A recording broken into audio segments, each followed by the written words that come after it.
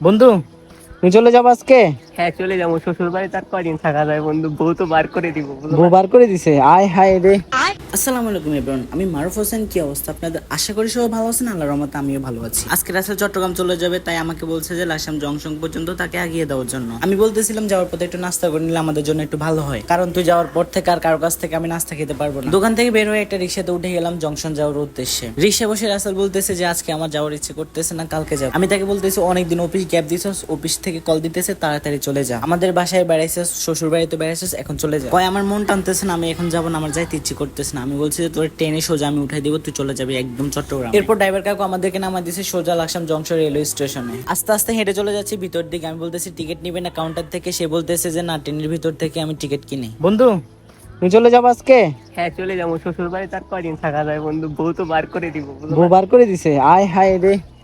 আমার বন্ধুর এমন একটা কপাল যে আজকে তার বউ তাকে বাইর করে দিয়েছে বাড়ি থেকে, তার শ্বশুর বাড়ি থেকে আর কি। আপনাদের তো আপনাদের বন্ধু, উদ্দেশ্যে একটা কথা কইতেছি, বিয়ে করবেন না, সিঙ্গেল থাকে।